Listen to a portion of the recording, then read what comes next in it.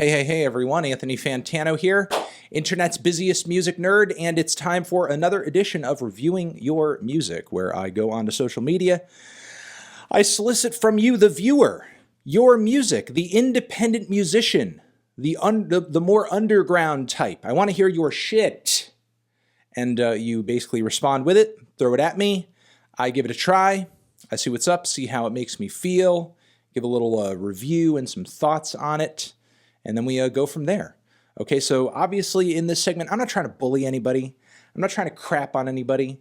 The songs that I stumble on and happen across as I'm scrolling through these, I haven't heard them before. Shout out to Tash and Cody down here at the bottom of the page, though. I gave a shot to their music a little earlier because I just happened to see it pop up in response to this tweet. It's pretty decent. You should give it a try. We will link it down below along with everything else we are going to be talking about in this segment. But what you see me react to on camera, I have not heard before, so I don't know if it's going to be great or bad or whatever. So the point of this segment is not to crap on anybody or piss in anybody's cereal or give anybody a hard time. I'm just trying to file through this stuff, see what's cool, see what clicks, and go from there. And maybe you guys get some good recommendations out of it. So let's scroll down, see what pops in front of me, see what grabs my attention, and give it a shot. Whoop, whoop, whoop, whoop, whoop, whoop, whoop, whoop. All right, this person over here, under the name Origami Angel, they have left a tweet here that says, "Get hip, king." Let me see. Origami Bagel is the name of this song by Origami Angel. So Origami Bagel, Origami Angel. Looks like a kind of weird, elaborate piece of album art that resembles like an old school fighting game. Let's give it a shot. Let's give it a try.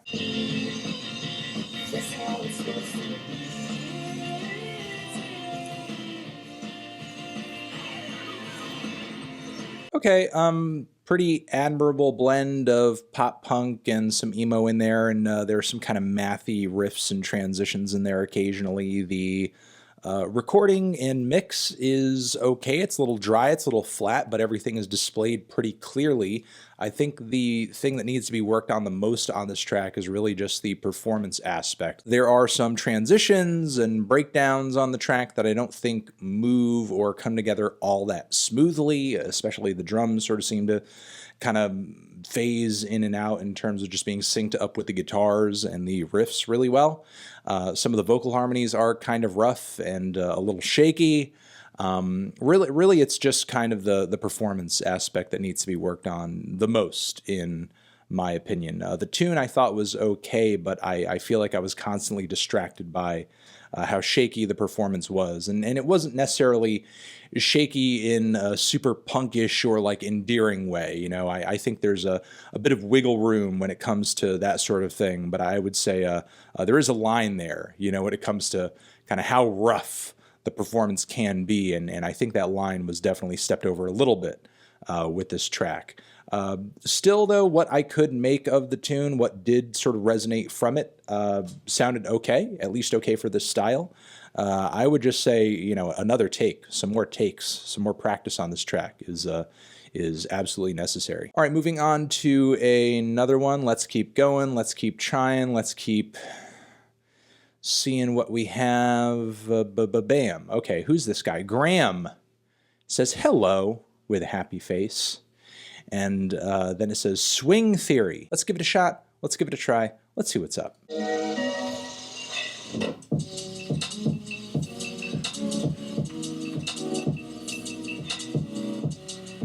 All right, I'm going to stop this a little early and just say, damn, this is good.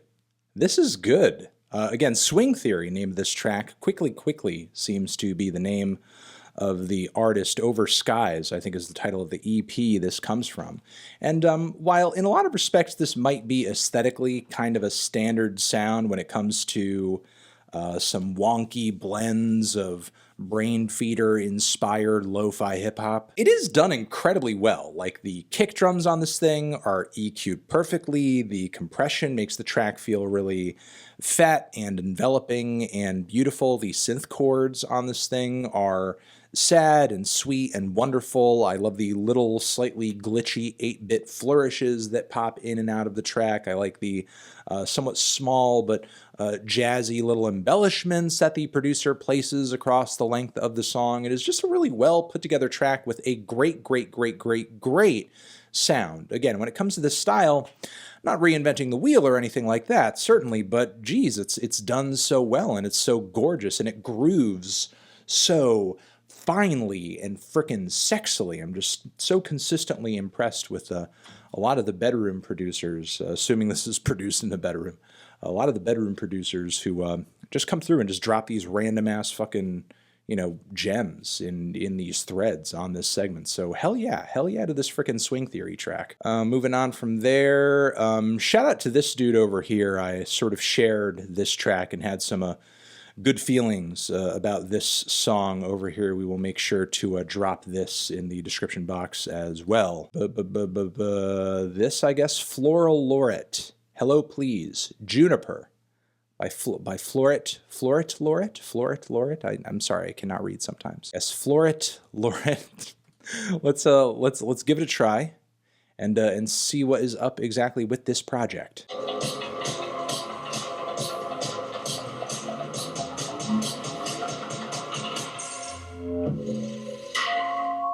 All right. Yeah, I thought this track was okay. I wasn't too blown away by it or anything like that. What I just heard there was probably the slowest, most molasses-paced build-up to like a drop that I've ever heard in my entire life. But I will say this about this track. It seems like a somewhat decent blend of, you do have those very slow and wavy and psychedelic and fat, wonky elements sort of infused into this. A little bit of dubstep, a little bit of EDM. Kind of reminds me of the same blend of sounds that you might hear out of like a Flume album or something like that. And yet, with the song over here, there's something about this particular blend of those sounds and influences that I appreciate and admire a little bit more. At least there's not like a hacky, generic pop EDM singer placed onto the track or whatever. You know, it's pretty well produced. It's very bright. It's very vibrant. It's very colorful. You know, the beats are very intense. It's very slow-mo, a lot of weird glitchy embellishments going on. Maybe you guys will dig it a little bit more than me. I do think it is well put together, so give it a shot.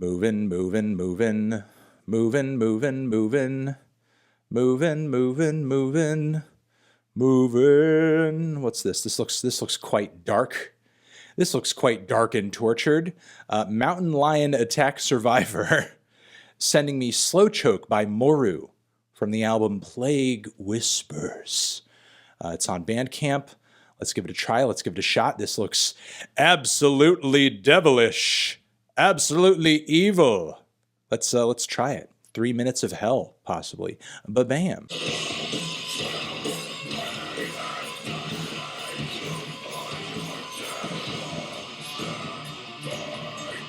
Okay, that was decent. It was pretty heavy. It was pretty aggressive. Seemed like, to boil it down in the most basic terms that I possibly can, it had the vocals, the riffs, and the impact of like a really gritty, like nu metal track from the 90s or the 2000s, or a metalcore song from that same era.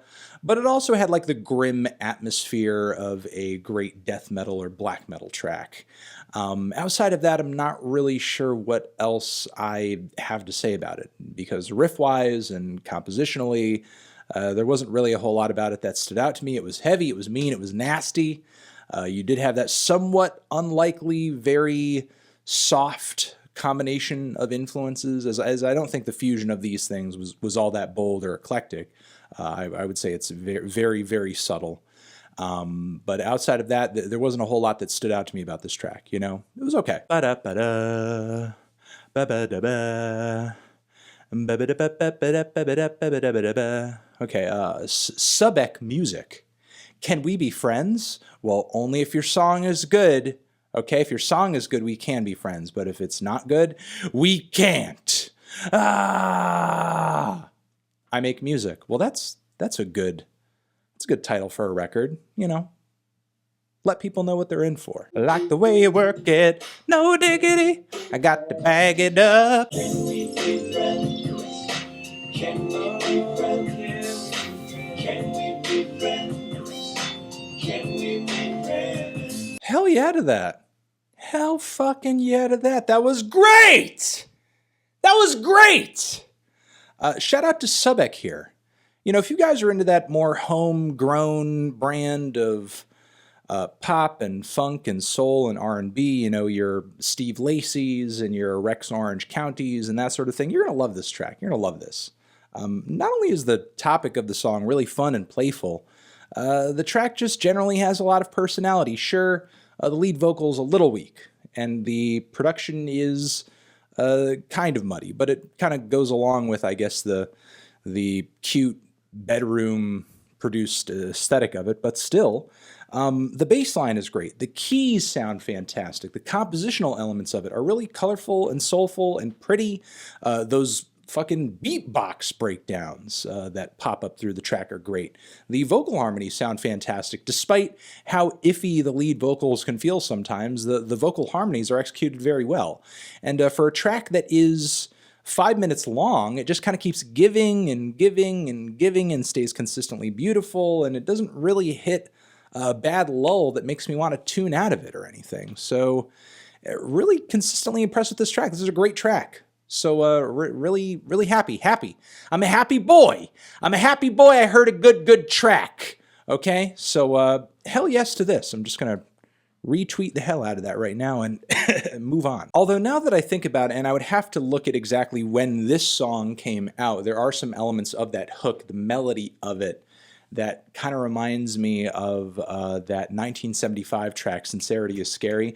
Why can't we be friends?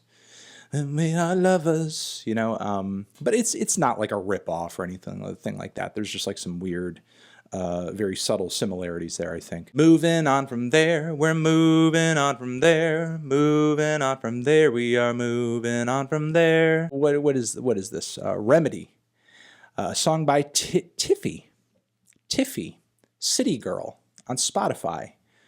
Okay, Tiffy, let's give it a try. Let's see what's going on with Tiffy. Tiffy, I think it's a good name. Tiffy.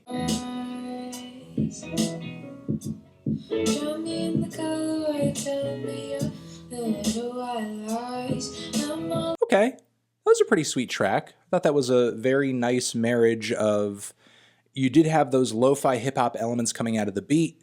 You had some elements of soul coming out of the chord progressions, soul and R&B. There were some sort of jazzy embellishments coming off of a lot of the guitar chords. There was really a big bedroom pop vibe coming off the very soft, breezy vocals. The tune itself was pretty lovesick and alluring. Obviously, a little rough around the edges in terms of mix and presentation. I think the vocals could have been a bit more wet, treated better, maybe some effects thrown on there, though I did like some of the subtle, weird, robotic sort of background vocals. Very quiet, very subtle, might not even notice it if you're not trying to look for it.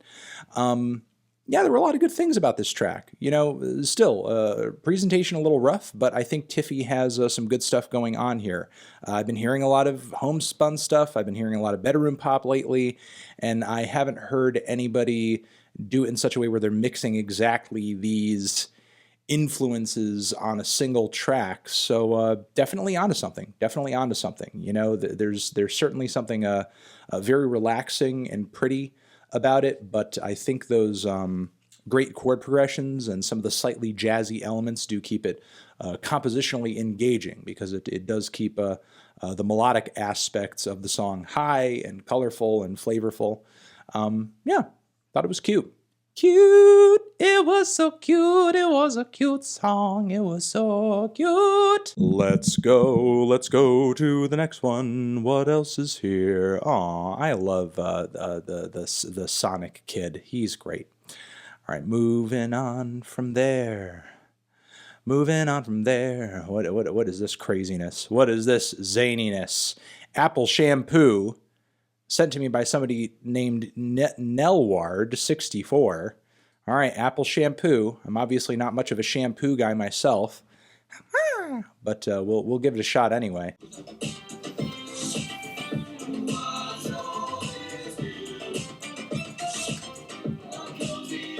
Nell Word. That was pretty fun. From the EP Alive in the Screen. Dropped in November of 2017. Yeah, that was kind of colorful and silly and tongue-in-cheek. There were some elements of it that reminded me of some Frank Javc, some Hot Dads, some Bill Wirtz, these YouTube musical memers who actually have quite a bit of musical talent and write very good songs. Yeah, it's pretty silly, but it's also a very catchy track that actually has a very fun beat behind it, and some very sharp, jazzy lead melodies that stick in my ear and sound really bright and fun and colorful. So yeah, shout out to Nell Word. I guess I'm gonna share this and follow this dude because I want to know what kind of meme musical magic this guy's going to be drumming up into the future. All right, let's give one more track a shot. Let's try one more track. Okay, Critical Theory. Am I familiar with this? No, I guess not. Critical Theory. Nope. Critically acclaimed. Critical Theory. Splash is the name of their song. Let's give it a try. Critical Theory, the last song of this episode. I'm gonna bump this in her stereo. This carpet been stalking you niggas know. Where the mission, my vision is pivotal. You're a bad and they clean like a summer go. These niggas hysterical. I tell them. Okay. Track was all right. Just sort of seemed like four dudes who are buddies, young guys who just kind of wanted to spit together on a track and all have moderately good flows and certainly have the baseline talent that you would need for rapping. There weren't a whole lot of bars that like stood out to me and blew me away. The hook was a little underwhelming. The vibe of it was pretty cool.